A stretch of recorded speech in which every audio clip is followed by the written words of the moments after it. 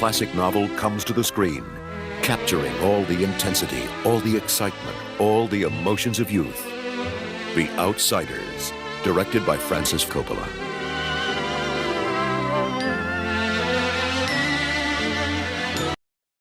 That's why no one went and saw your fucking movie.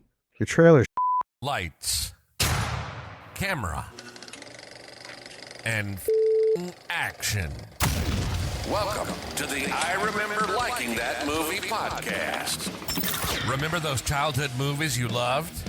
We're going to watch them again and find out if they're still as amazing as you remember. Let's get ready to join Anna and Jimmy as they go back and watch those movies you remember being oh so awesomely good. Horror movies that scared. Comedy movies that dared. Damn! And action movies so preposterously ludicrous that they defied the laws of common sense.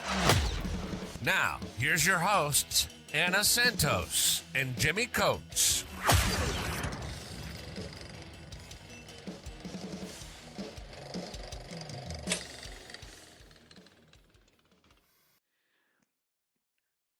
all right. Welcome to the I Remember Liking That Movie podcast. Today we are going over The Outsiders. And I'm so glad you picked this movie. I remember loving The Outsiders. And I like gang movies, especially when we were kids. We would rent these cheesy like Bronx Warriors 1999 but I like Rumblefish, I like The Wanderers, I love The Warriors. That's one of my favorite movies. And I love The Outsiders. And I'm glad you picked this because there is a Francis Ford Coppola director's cut called The Outsiders, the whole novel. Yeah. Which he gets the music he wanted for it because he did not want this score. He wanted the music. And he wanted, there's like 20, 30 minutes more movie. So my plan is to watch the original because I have not seen it in a long time. I'm talking at least 15, maybe even 20 years ago. And then watch the director's cut. It's a perfect excuse to watch it. Yeah.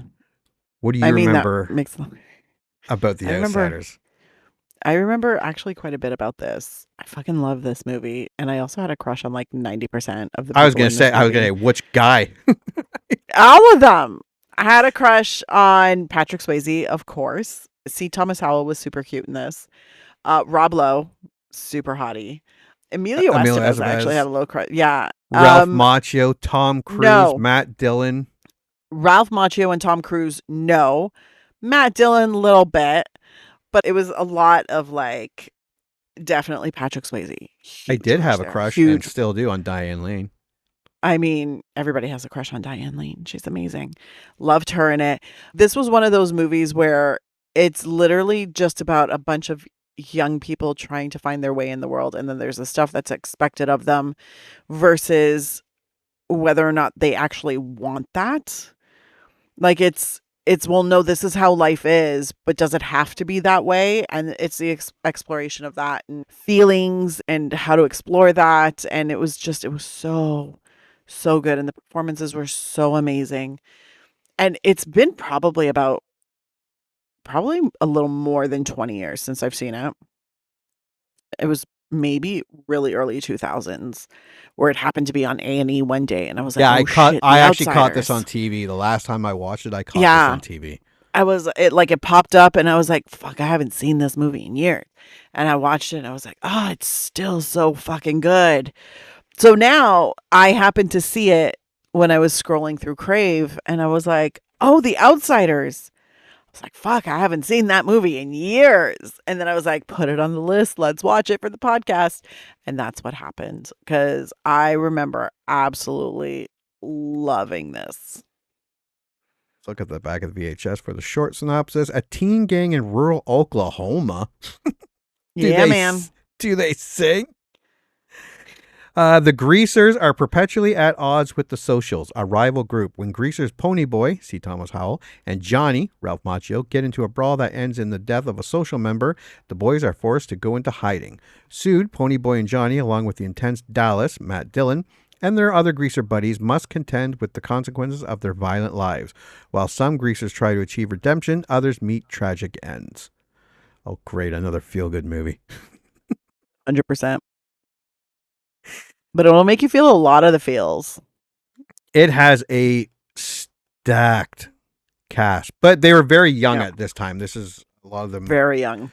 Yeah, were just coming into, because it's made in 1983, I believe. Yes. Yeah. This is before the Brat Pack. This is before, Dirty Dancing, Roadhouse. This is before anything with Tom Cruise. This is before Top Gun. This is before. Yeah. Just way before. Yeah, because was this his first movie? No. Close. Whose first movie? Tom Cruise. Ralph Macchio? Well, Ralph Macchio had... Karate Kid was just after this. Yeah, so this was before Karate Kid. Yeah.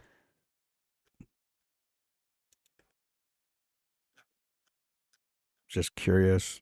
No, he did some stuff before, mostly TV. But yeah, the beginning of almost all of these guys. Yeah. Also, Red Dawn came out a year after this. Yeah. So, C. Thomas Howell was in that. Emilio Estevez was in it, right? Yep. I feel like he was. Was it? Wait, no. I don't think so. Charlie Sheen was in it. Charlie Sheen's in this movie? And in Red Dawn. Oh, yes, in Red Dawn. Yes. I don't think Emilio Estevez was in it too. But anywho, that's not the point. The point was, this is before all of them really hit their stride with their careers. And we love Patrick Swayze. He looks real good in this movie.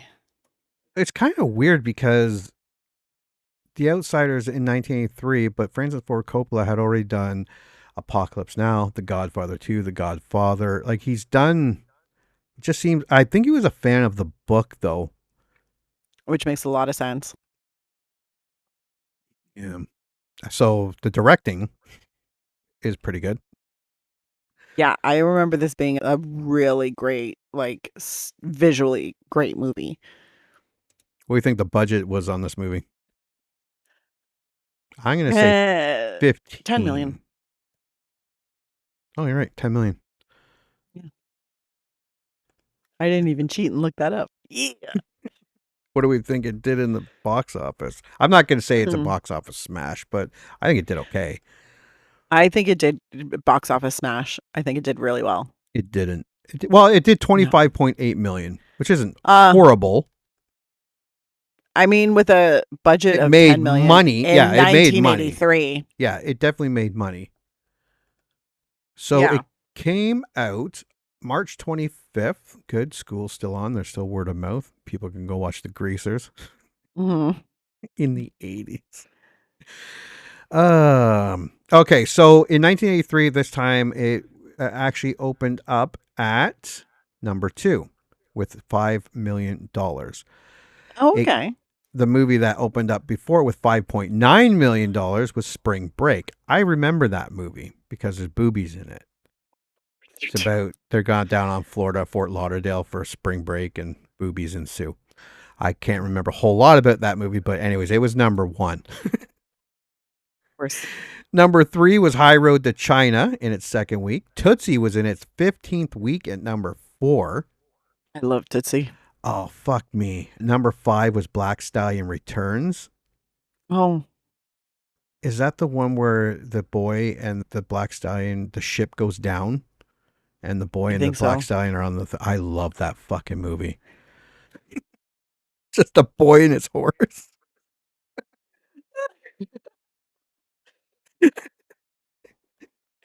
Oh, I do. I actually remember loving that movie. I believe you. I believe you 100%. That opened in its first week as well at number 5. Number 6 was another opening, Max Dugan Returns. I kind of remember that movie. Sounds familiar. Number 7 opened at its first week too. Was the Disney movie The Sword in the Stone, which I remember also liking that movie.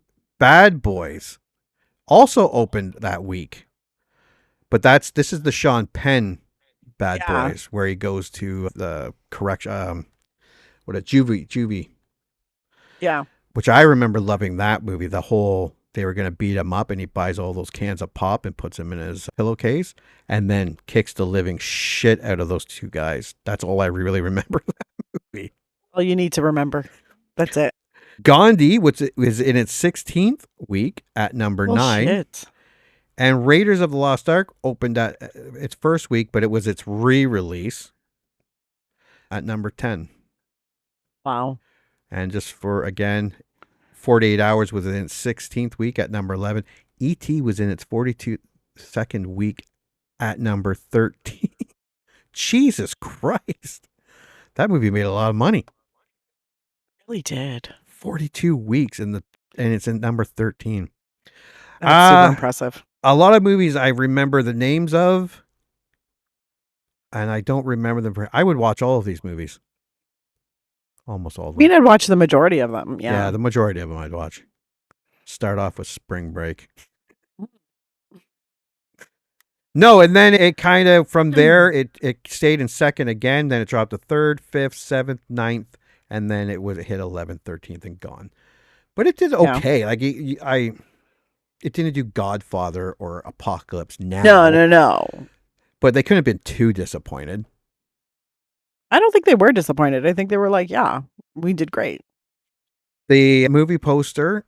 Oh, wait. I'm looking at the DVD right in front of me. That might not be the same. I mean, the DVD, the VHS covers, because it was always at the movie store, at Blockbuster or something, is very iconic to me. And it looks kind of the same. It is basically, it's just a little red, and it's just all of them in all the entire cast, the Outsiders. Yeah, no, it's all right. It's iconic just because I remember it from being a kid. I don't think I'd hang it in my rec room or anything. Yeah, I probably would. You would, yeah. Why is Anna just staring at that poster? Look, there's just something about them when they're all young. In fresh. leather jackets and jean jackets. Leather jackets. Look, because I had a crazy obsession with the 50s. And one of my early crushes.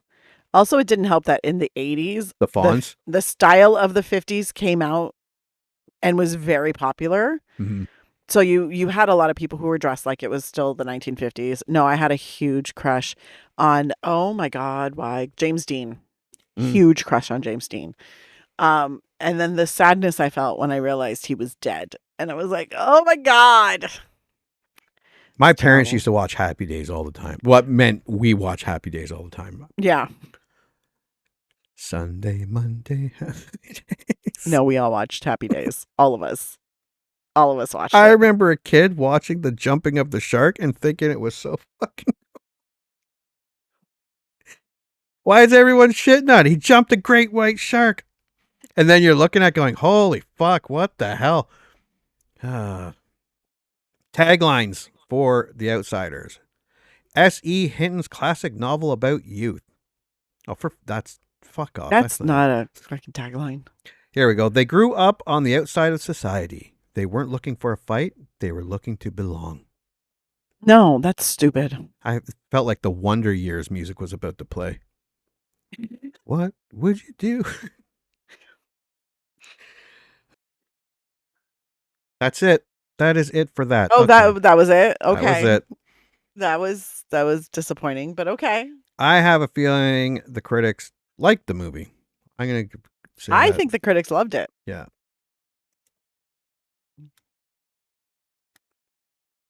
And let's see. 52 reviews. Yes, comes in at 71%. And Not over bad. 100,000 user reviews. Audience score, 82%. Pretty impressive. That's not bad. All right, this was your pick. You may look for... It should not be hard. What the fuck is a bad review?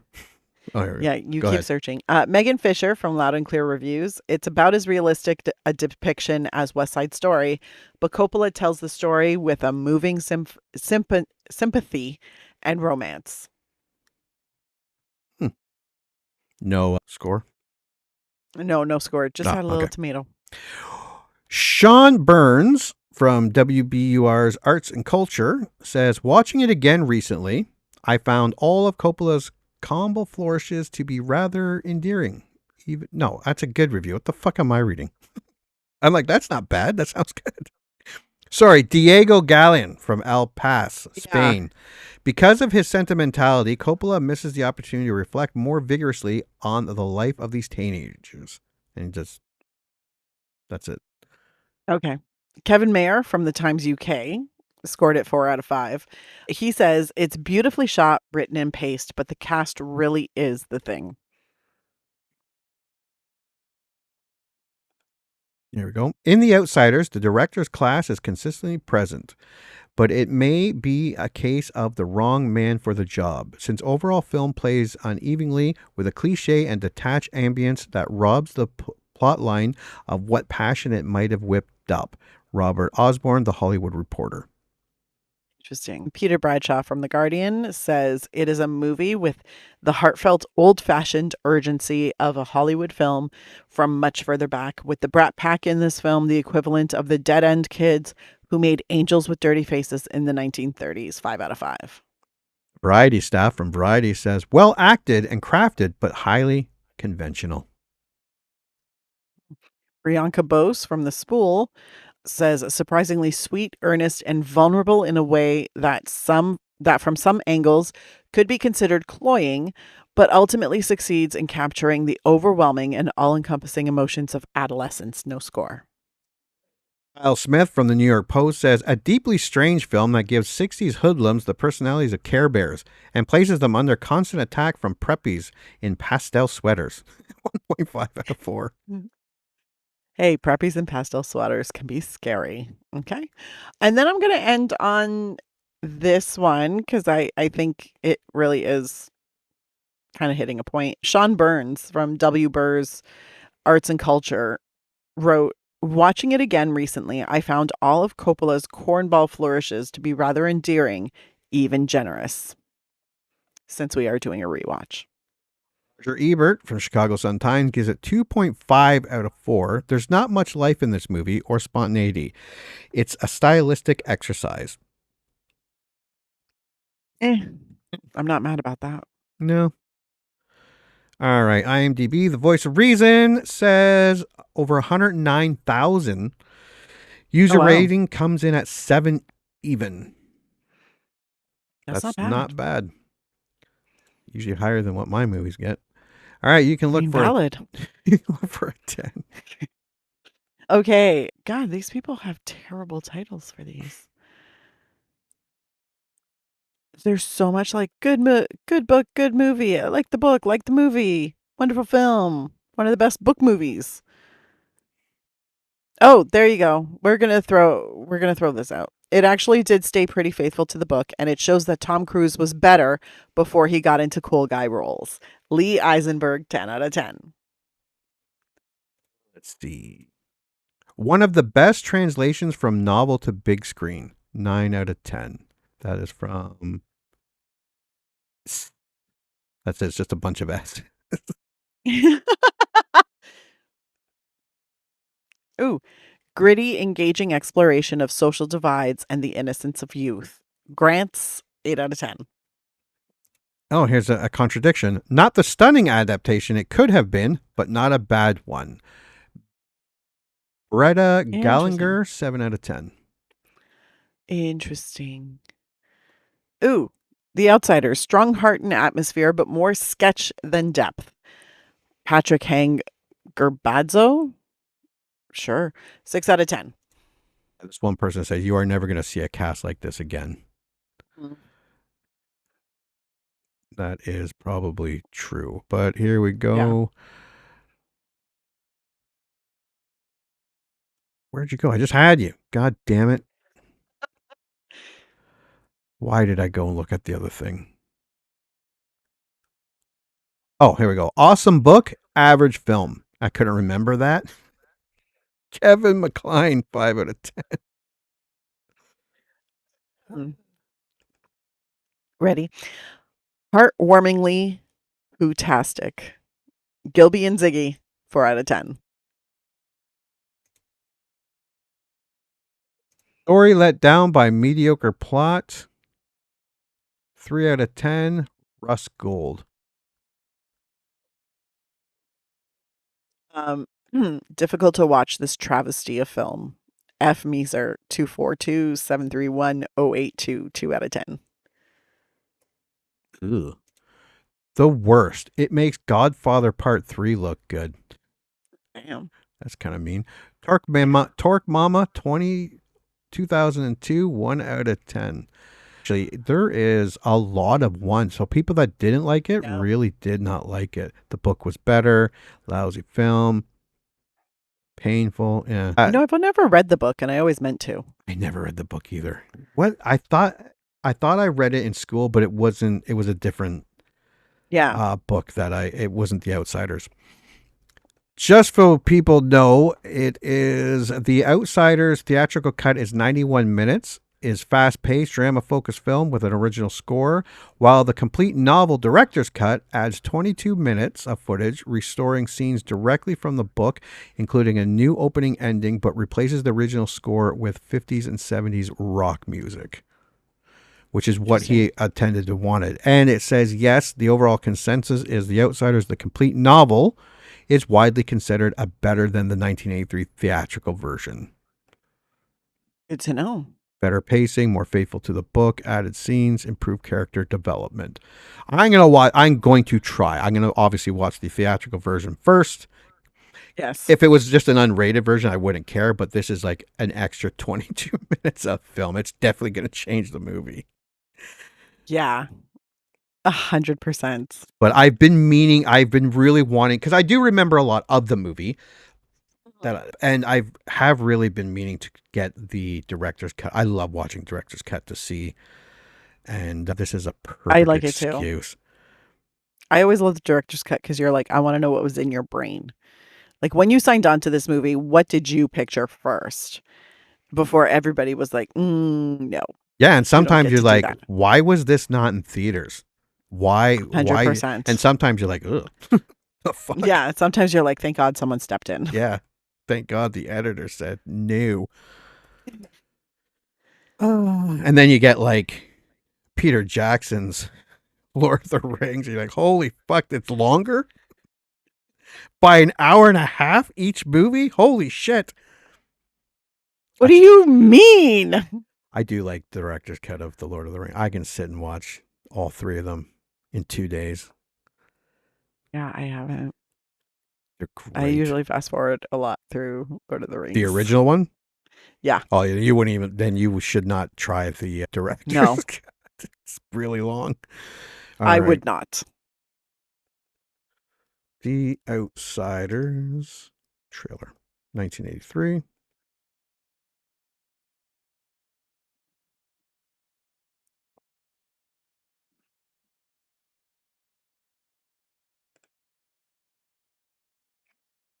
Jesus. Just waiting for the commercial. The commercial is just giving you troubles. I opened the wrong browser.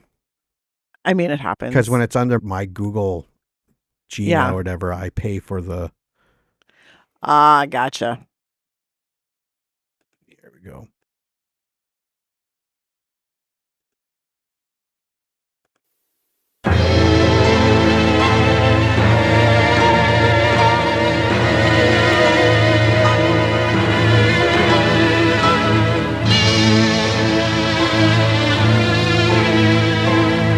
The Outsiders.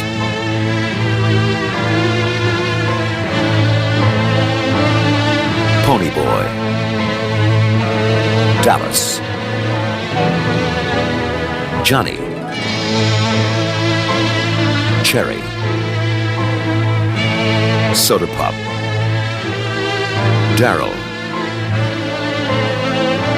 2-Bit. Steve. Bob. Essie Hetton's. Just introduce everybody. I'm just going to, just out of curiosity here. Here. I think this is the whatchamacallit one. bet they're looking for us. This is our territory. I wish that you could concentrate on something else just once in a while. What's your name? Pony Boy Curtis. These are greasers who tried to pick up on our women.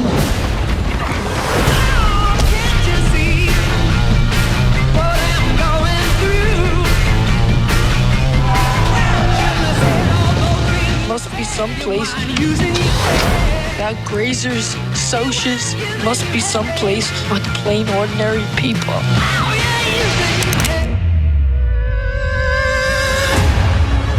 You be careful. Ain't gonna hurt you no more. Stay gold, Pony Boy.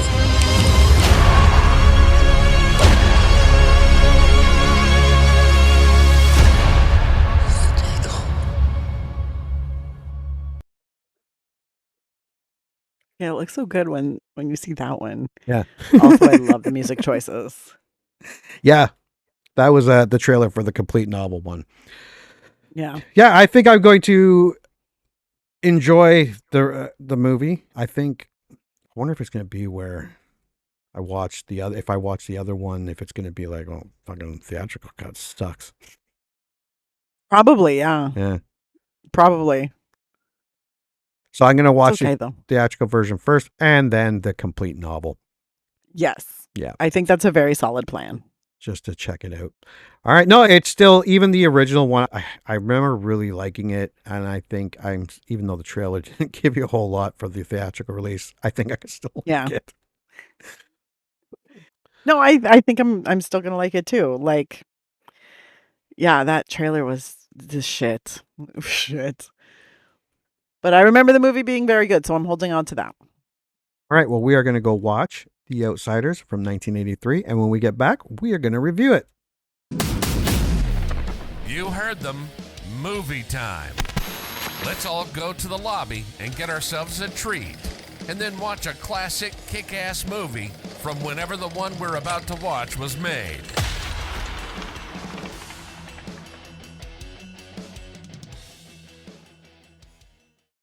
All right. Welcome back. Did you watch 1983's The Outsiders? It is 1983, I yes? did indeed. Yes, I even bought it. Yeah, you did. All right. What's your initial reaction for The Outsiders? It's still really sweet and good. But it was funny because once I finished watching it, I was like, that was a very, very beautifully shot, very touching after school special. Yeah, actually, that's where my review heads toward, because it was shot like a theater production, not like Steel Magnolias, where you could tell. No. This was actually thought like it was a theater production, and the cameras were pointed at it. Like some of it's very dramatic, very So dramatic. melodramatic, very. They were going for the drama. They were going for like the feels. They like were working that real hard on that. Sunset shot and Oh, Pony the Boy sunset. and So Ralph the Karate Kid are like opening up. I'm like, are they going to kiss, or are they going to kill each other? Or this seems really dramatic for just having a conversation with your buddy. It was. And it's funny because like I think about it sometimes where I'm like, is it because am I feeling that way because we're not used to sweeping dramas anymore? Could be, because they don't make a lot of sweeping dramas anymore. No. But it's funny because when you watch something like Gone with the Wind, is it the subject matter? Because if the subject matter feels more contemporary, is the sweeping drama not okay? But if you're talking historical subject matter, then the sweeping drama is okay? It's really also they read Gone with the Wind in the movie. But it has the same Gone with the Wind has the same sweeping drama through its visuals and through its dialogue and things like that. And nobody ever talks about that as being a negative.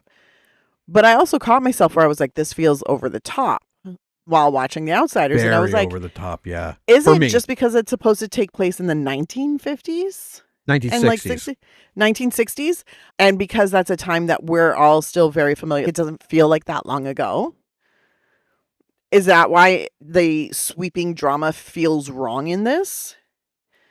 Because I was like, that's a beautiful shot. That's a beautiful. But then there's a lot of overlaying where they put like they do a lot of film overlays, like when in the fire and things like that. And I'm like, this feels very, yeah, very theater. Very. They would do like it almost felt like somebody had little pieces of like tissue paper. Yeah. Coming up, and I was like, interesting. And don't get me wrong, I still really enjoyed it. Yeah, I still really liked it. I hated the opening song. I don't know why. It's Lionel Richie's song. I like Lionel Richie songs, but this, I don't know. It seemed out of place.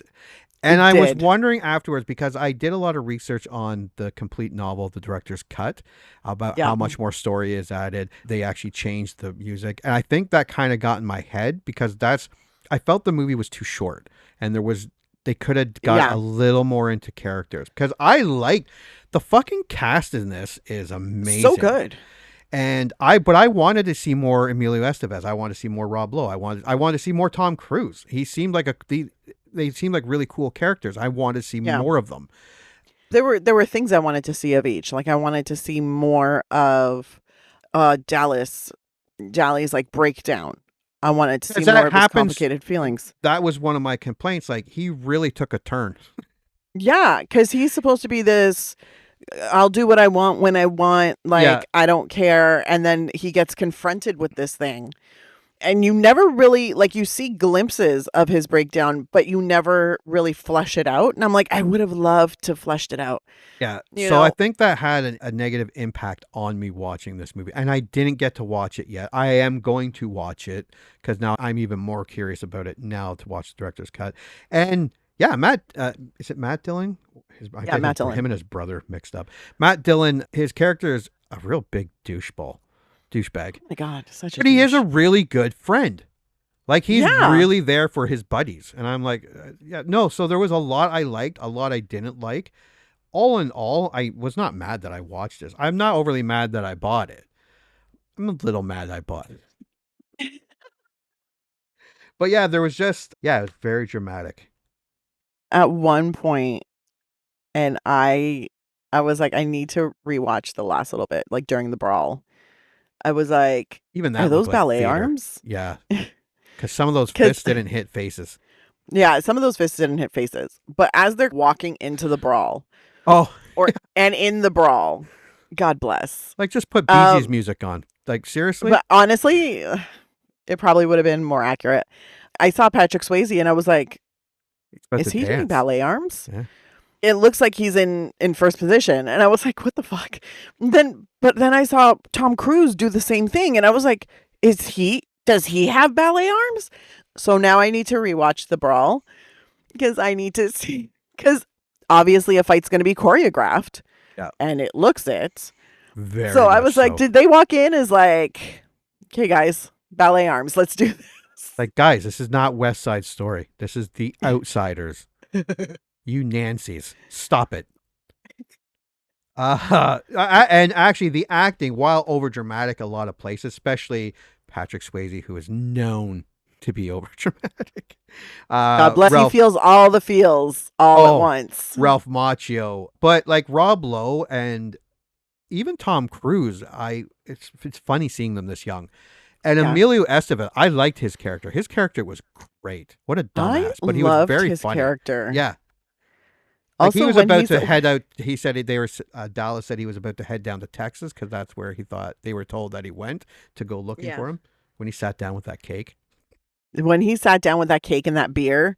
Oh, big smile on his face because Mickey was on. And I was like, God damn it, Two-Bit. I want you to have all the good things in life. Because he was kind, he was caring, he was polite. Yes, he had a bit of a drinking problem. A drinking problem. But he also didn't get violent with his drinking. He just got stupid. Stupid, yeah. He just got stupid. And I'm like, oh, God damn it, Two-Bit. Do better. Stop drinking beer with your chocolate cake. And hanging out with 14-year-old.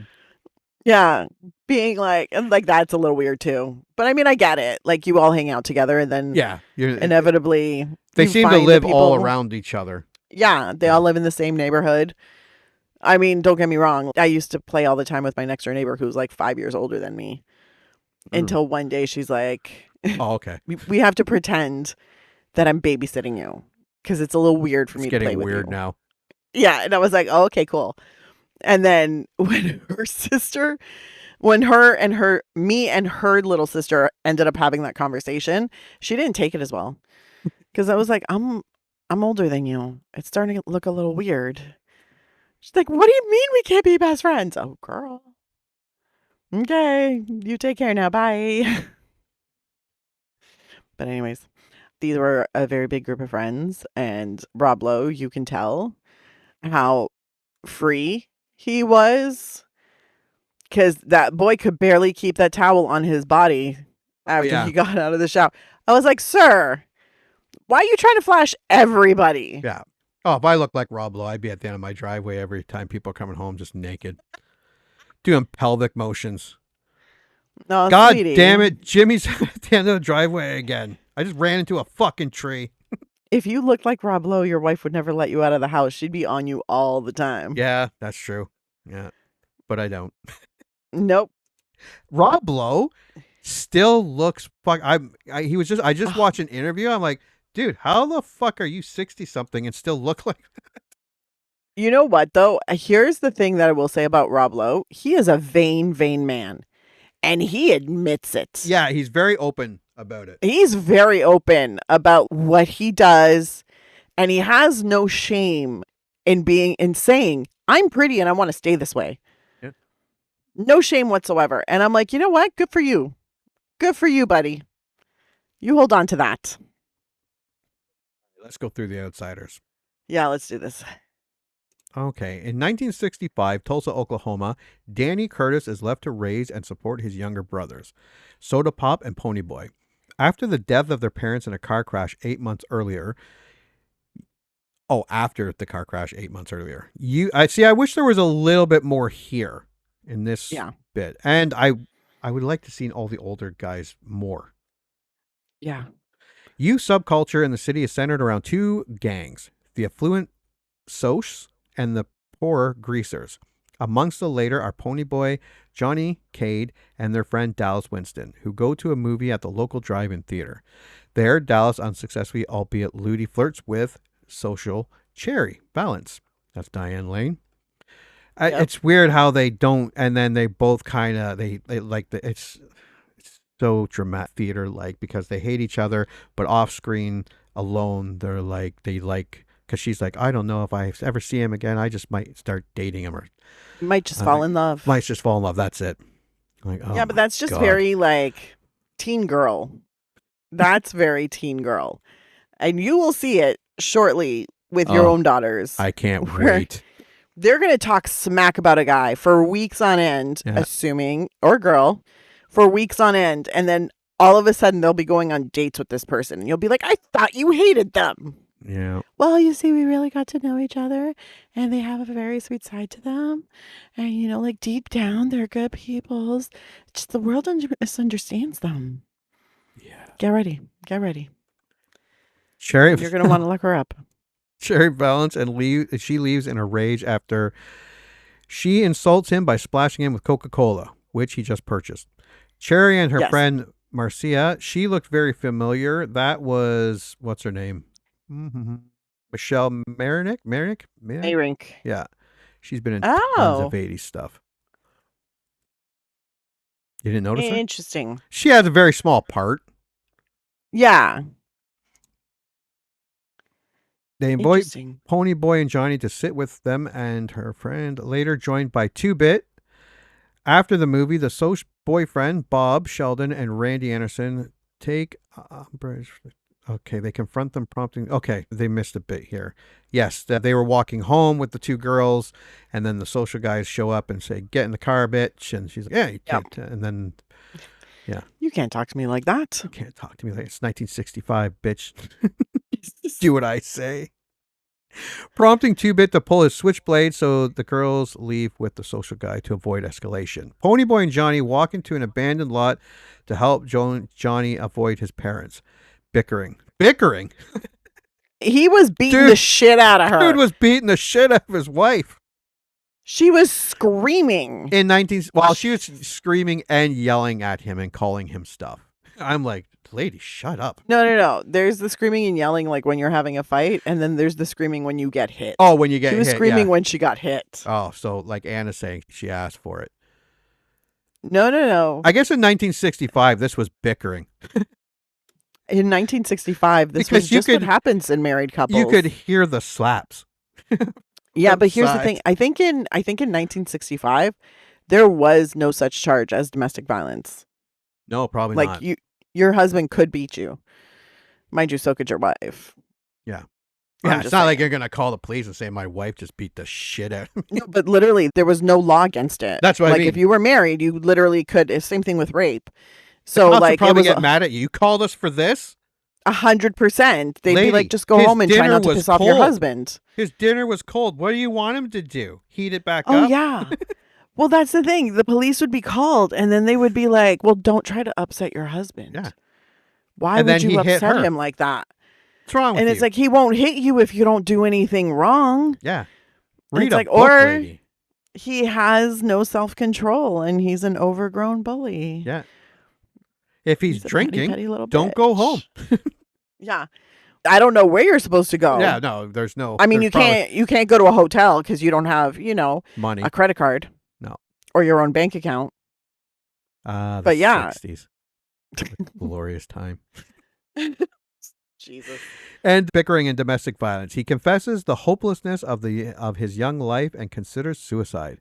Ponyboy falls asleep and Johnny wakes him up a few hours later. At this point, Ponyboy rushes home where Daryl confronts him and slaps him. Actually pushed him just to the ground, didn't he? No, he did actually hit him. Did he hit him? Okay. He didn't just push him. Slapped him so hard he fell. Yeah. Ponyboy runs off to the local park with Johnny, where Bob, Randy, and 3 other Socs attack them. Johnny is beaten, and when Ponyboy is almost drowned in the park's fountain, Johnny fatally stabs Bob in self-defense. Ponyboy and Johnny find Dallas, who gives them money for food and a loaded firearm. Yeah, he tells them go here, there's an old abandoned church, buy enough food for a week, wait for me. He's a great friend. I mean, he's covering up a is. murder, but that's what hopefully your friends will do for you. But he's also like, no, I get it. I mean, I probably would have murdered him too. It's fine. But also, like, how fucked up is it that like a whole group of older guys, like, yeah, Johnny was 16, but he also looked like he was 12. Yeah, he Like- looked the youngest of that group. Exactly. And then a 14-year-old, and you're going to corner them and then torture them. Yeah. One of you is going to die. Yeah. It's just what's going to happen. It's the law of the jungle. They need to flee to Windrixville after hopping on a train and hide in an abandoned church where they read Gone with the Wind, allowed to pass the time. Yeah, no smartphones out there. I'm like, it probably got boring real quick. Although, and I've said this to my youngest asked me the other day, because we were waiting at the hospital and I gave her my phone, and then she asked me like, aren't you bored? And I'm like, no, I'm fine, buddy. And then I had to try to explain to her that when I was young, we didn't have smartphones. We had to just sit there and use our imagination. And she just looked at me like I was an idiot. She was like, what? What? What do you mean? Yeah. What? Your mom What didn't is give you her imagination? smartphone? No. Yeah, it's like, but I don't understand. And then you're like, yeah, we had to literally make things up. We had to play pretend. The youngest doesn't understand timeout or grounded. I mean, she's a saucy one. And she's the one that gets into the least amount of trouble. Why don't you ever Really? give her trouble? Why don't you ever give her trouble? Because I like her more. No, fuck off. She's way more entertaining than She's you way guys. more fun than you guys. She likes to hang out with me. You people suck. Dallas visits, taking them to get a real meal at a Dairy Queen. When I grew up, there was a Dairy Queen down from my aunt and uncles that we went to all the time. Looked a little newer than this one, but yeah, when I saw Yeah. the Dairy Queen, I was like, oh, Dairy Queen. Well, it's funny because, I mean, growing up, we always got used to, we don't have that many. There are a couple. Yeah, But it we was got always more like, down here. yeah, when you go outside of Toronto, then all of a sudden the Dairy Queens would pop up. And I remember when I was younger, Dairy Queen was so like foreign to us. It was like, oh my God, you guys have a Dairy Queen? That's so cool. And people would look at us like, what are you talking about? You have like 100 things more than we do. And I'm like, Dairy Queen. We don't have a Dairy Queen. When I was Yeah. a kid, it was Dennis the Menace was you got your Oh, cups wow. with Dennis the Menace on. Yeah. It's like, Jesus. We also had what's that one with the song? Tasty Freeze. Outside the Tasty Freeze. Yeah, Tasty Softy Freeze. Freeze? Is Tasty Freeze? I think, I don't- what's the song that he I- sings? Jack and Diane hanging out at the Tasty this is Freezer. gonna We be- had one of those too. Anyways, he brings a note from Soda Pop that urges Ponyboy to come home, as Cherry's willing to testify on their behalf. Johnny favors turning themselves in, but Dallas disagrees. Returning to the church, they discover that it is on fire with children trapped inside. No, it was a different church, not theirs. They Yeah. rescue them, but suffer burns. Yeah, so yeah, Dallas did not want to help them. Alice was like, you stay in the car. Ponyboy was like, we gotta help them, and runs out of the car. Johnny follows because Johnny's like, oh, but you see him struggling where he's like, we should just stay in the car. Yeah. And the teacher's like, I think there's kids in there. And the principal or whoever he was like, no, I think they're all out here. There was a shitload of kids in There were that like church. 8 kids in that church. Like, This was not a 1 or 2 situation. dude, This count was them like again because you're 8. missing a shitload. Jesus Christ. I was like, what kind of fucking principal are you? I'm like, oh, they're the poor kids. That's why. No, we Oh, got yeah. the important kids. Those are poor kids. We don't have to get them, but not Ponyboy. No. Johnny breaks his back when part of the structure collapses on him. And even this looked very theatrical. Yes. Just saying. It was not, you weren't in the movie like, oh my God, this looked very stage-like. No, because the entire fire also just looked like someone took some tissue paper and some like pictures of fire and placed it and shook it around. Exactly. Ponyboy reunites with his brothers in the hospital and returns home. Their heroic deed makes the front page of the local paper. The next day, Ponyboy falls ill and 2-Bit volunteers to care for him. Yeah. That's where he eats the cake. Yeah.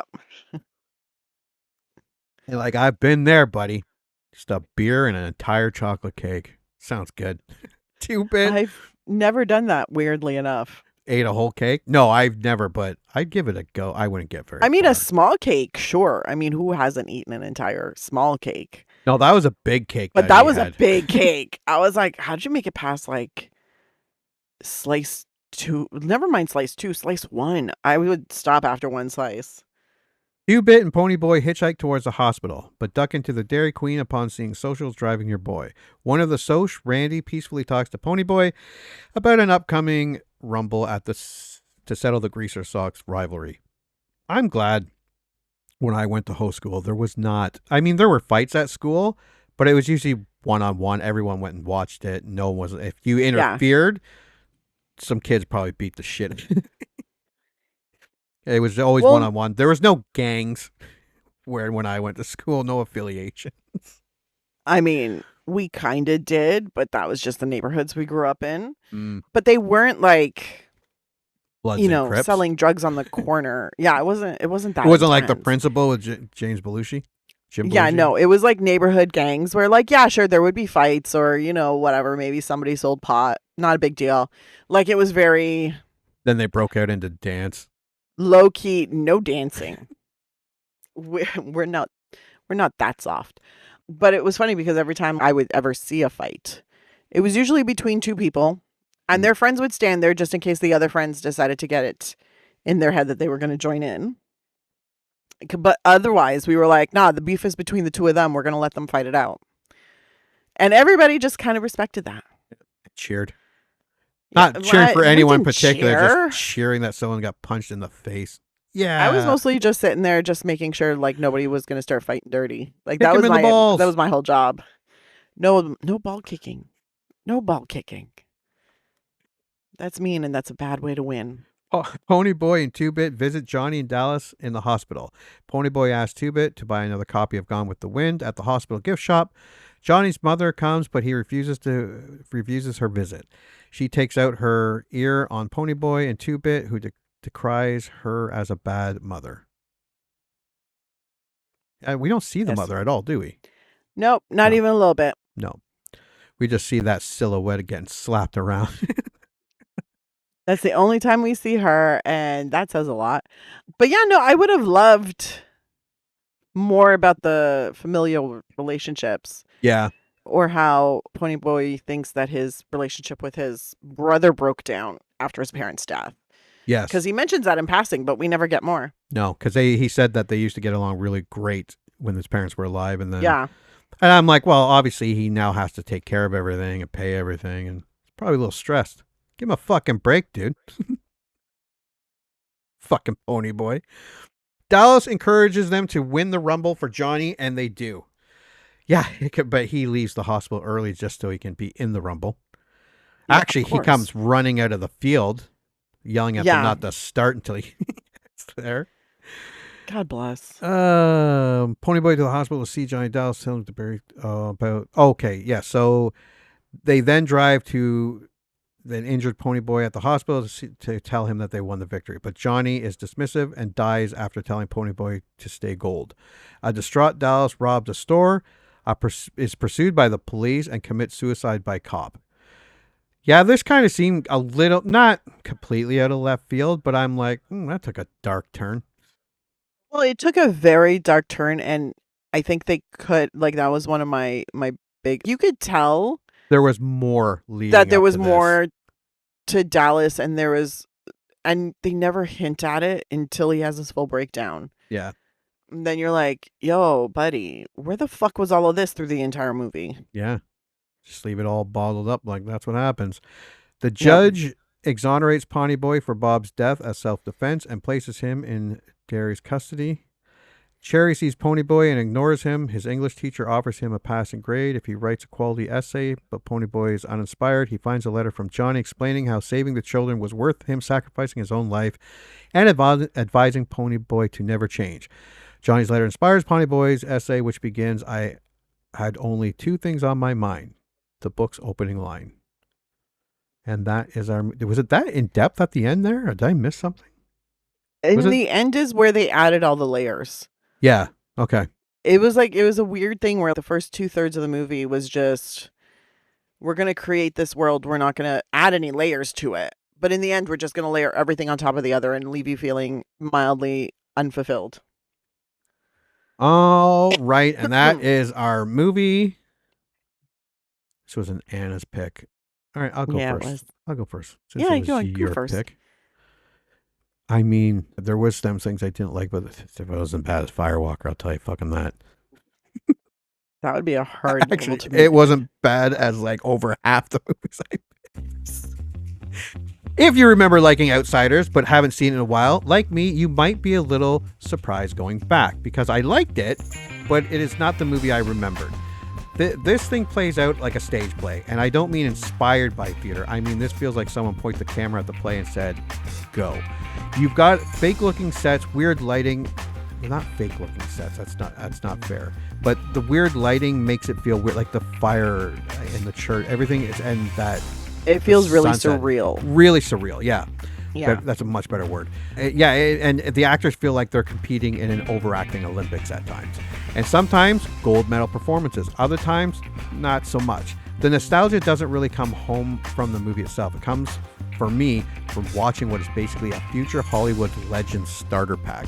You're just sitting there going, like, holy shit, how young are these people? Instead of actually getting pulled into the story sometimes. And speaking of the story, it feels a little rushed, like it's speed running a book I've never even read. I've not read The Outsiders. I did Google and found out that it was 224 pages, which means there's definitely more meat on the bone than what we've got. The movie looks uneven at sometimes too. Some scenes gorgeous, like legitimately great. Other scenes look like they were lit, again, surreal. Same with the acting. When it's good, you totally see why these actors became stars. When it's bad, you remember why we're kids figuring it out in real time. Also, I don't know what it is, but I hated the opening song. I know I said this. I can't explain it. It just hit my ears the wrong way. The rest of the soundtrack is fine. just kind of nothing special. And here's the weird part, despite all that, I didn't hate the movie, but I definitely didn't love it. This is, for me, an enjoyable stream, but also a letdown. It just feels like it's missing something. And I said that I don't know, it's because I was starting to look into that director's cut and it got into my head. I'm sitting at about a 6 out of 10. Will I watch it again? I am definitely going to check out the complete novel director's cut. It's about 22 minutes longer, and I'm going to see if that actually fills in the gaps, because right now this movie feels like it almost hits but doesn't quite get there. It's not a horrible movie. I did enjoy watching it. I just don't know if that's something that I'm going to watch a lot again. But it was good enough for me now that I really do want to seek out the director's cut and see if it fills those missing pieces in my head. What's your score? I loved it. It's the best. No. movie. Here's the thing. I did still really enjoy it. I did still love it. But I loved it almost like a revisiting your childhood kind of thing, and not like a present day. This movie is still objectively great. Now, don't get me wrong. There were some scenes that were so incredibly beautifully lit, beautifully blocked. There were some moments in it that were just cinematic masterpieces, but they were moments. It was not continuous. There was some stuff that just made it feel, and it's like I said, it was just a really, really well shot, almost after school special. Yes. Yeah. About the morals of people and what really matters and who people are at the core and how they dress doesn't matter, what they make doesn't matter, yada, yada, yada. And like, I get it. That's essentially what it is. But they made it feel very young. Mm-hmm. Very, very young. And it felt very geared towards kids, which I don't think it necessarily is. It should feel almost nostalgic and a remembrance for those adults who are watching. And it should feel like something that kids identify with. But I feel like it was almost a little one-dimensional, and it takes some of the shine off of it, but still, essentially, it is a very enjoyable movie. I had a great time watching it. I didn't once look at the clock. Actually, no, I lied. I looked at the clock once because we got towards the end of the movie, and I was like, oh, we're supposed to be recording the podcast in a minute. I've only got like a minute and a half. I forgot how time works. Anyways, that's not the point. The point is, through this whole thing, I enjoyed it. I enjoyed the performances for the most part. Did some of it feel a little extra and over the top? Yeah. I give this a solid rent out, because I think it still holds a lot of good performances, good storytelling, good cinema. But at the same time, it's not the greatest movie ever made. And I think there's a reason why I haven't watched it over and over and over again for years. I mean, I feel bad saying this, but it's not super great, but it's very good. I feel bad. But for a score, I'd probably give it a 7. Because, I mean, it's still a good story. It's still entertaining. I still enjoy it. And it's always fun to see all of these actors when they were young and fresh. Yeah. Always good. Always fun. But yeah, it wasn't as good as I remember. It wasn't as revolutionary as I remember, because I remember it having a big impact on me when I was younger. And I was not reminded of that impact upon rewatching. And I think that's a little disappointing. I think I'm a little disappointed in that. Because you know how sometimes a movie makes a big impact, and then when you watch it again, like all of those feelings kind of come rushing back to you as you're watching it, and you're like, God, like this movie made me feel this, this, and that. None of that happened with this movie. And I feel kind of bad about that. Sorry, guys. But yeah, no, it's a good solid rent it, and it's a 7. I mean, it's still good. It's just not as great as I remember. There'll be some people listening to this and they're saying, like, Jimmy, I just listened to one and you gave Invasion USA an 8 and you're giving The Outsiders a 6. What the fuck? It's all about the fun factor. As a movie, The Outsider is a leagues better than Invasion USA. Leagues better. If we were going by objectively, which is a better movie, yeah, 100% The Outsiders. If we were going by what was more entertaining, yes, they're pretty much on par. If you're going by which one is the most ridiculous, Invasion USA is going to take it. Yeah. 100%. Yeah. It's a fun It- factor. The fun factor is a big thing, but here's the thing. I still enjoyed watching The Outsiders. Yes, I did too. And I honestly think that me looking into and reading about the director's cut really messed with my head. And Yeah. And I think for me, it was because I remember this movie having like a profound impact on me when I watched it for the first time. And now watching it for the second time, I'm like, it feels very after school special. well, I'm looking at the cover here and I see why it had a fucking impact on you. Jesus Christ. Patrick Swayze, Ralph don't get me Macchio, wrong. C. Thomas Howell, Rob Lowe, Tom Cruise, Emilio Estevez. I'm like, oh, I wonder why it had an impact on young girls. No. But I was also very much like, even from a fairly young age, it always bothered me on like social justice issues and judging people and making decisions. I'm like, why do you hate people just for who they are? Like, why can't you hate them because they're shitty people, or not just because of the way they dress or who they hang out with? I'm like, hate them because they're shitty. Because that was the way I was raised. So like whenever I would see people being prejudged or people making decisions about people upon sight, I'm like, this is some bullshit. And this kind of spoke to that in me. Now, as I got older, I'm like, I realize why people... They're poor. And they're gross. But no. That was not where I was going with this. Oh, okay. Sorry, my bad.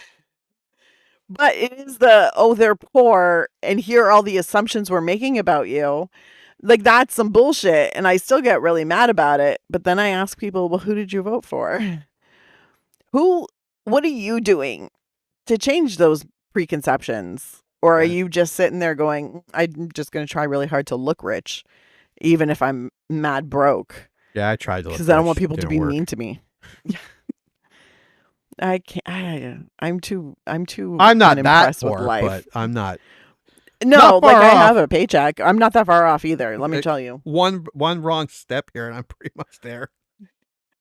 I mean, I've still got a couple steps. Dad, why are we moving into this Maybe trailer? 2 or 3. Hey, some of those trailers are really nice. But anyways, I think that's what I was expecting, all the big feels, Yeah. from when you're young and impressionable to show up again. But I'm so fucking jaded. I was just like, I guess it was like still good.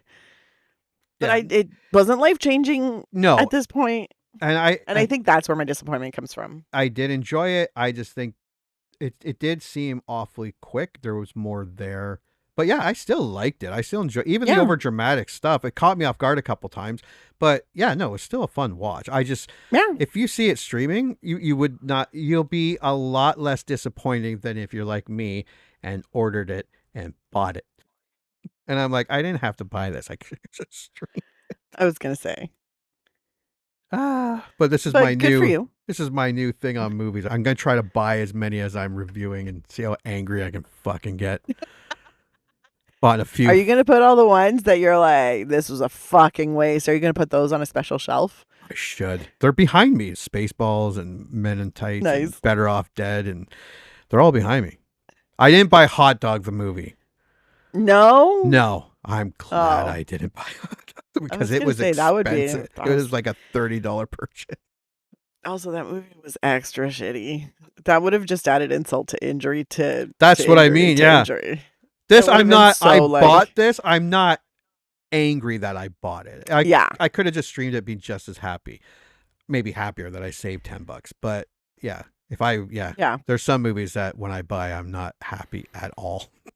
No, and I get that because I feel like there's a price, like you put a price on things Yeah. where you're like, I had so much fun doing that and I paid $150 for it. I don't care that it only lasted like 45 minutes. It was the best time ever. And you're cool with the price tag. Other people might hear you say $150. It's fucking crazy. But you experienced it. You loved it. You were like, no, I'd pay that again. Yeah. And then there are other things where you're like, yeah, I was there. I paid $10 and I did this experience for 6 hours. And it was the worst money I've ever spent in my life. I can't believe I spent $10 on that. I wasted it. Yeah, I paid $7 or $8 for year one. I'm not happy Oh. about that at all. Sweetie. And I'm not. That sucks. I'm a little disappointed in myself. All right. Did you sit yourself down, have a stern talking to with yourself? No, because I'm going to try to buy as many movies as we're reviewing. Just That's amazing. and I'm like, maybe I should really examine the movies that I'm picking. Because I'm picking a lot of shitty ones that are costing me money. When you pick a movie and think, yeah, that's a great idea, put it back on the shelf. I'm looking at your Think about picks it and some my more. picks over the next little bit. I'm like, this is not fair because Anna's picking like fucking safe movies. But then we said that we're going to pick movies that we feel like watching. So I Yeah. feel like watching these shit movies. But what movies? Like, I don't think I've picked anything like super crazy artistic. No, or no, anything like but you picked, the only really good one I picked was Trading Places.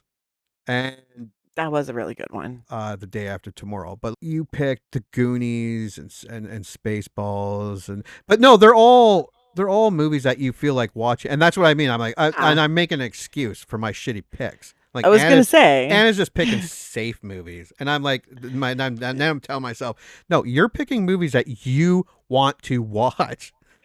The problem might be in myself. All right. Thanks for coming back to 1983 and going over The Outsiders. We have a stream it, an enthusiastic stream it, like you're not going to be disappointed, and a rent it, and a 7 and a 6. Yeah, not the greatest, but it's definitely not horrible. I enjoyed it. It was all right. yeah, it was good. Yeah, it was fine. All right. Until the next movie we remember liking. Congratulations. You just had one of your childhood movie memories vindicated. Or they just eviscerated it. I don't know. This is a generic one-size-fits-all type of ending to the podcast. So thank you for listening, and please join Anna and Jimmy next time for another episode of the I Remember Liking That Movie podcast. If you dare to go back and watch that movie you remember liking,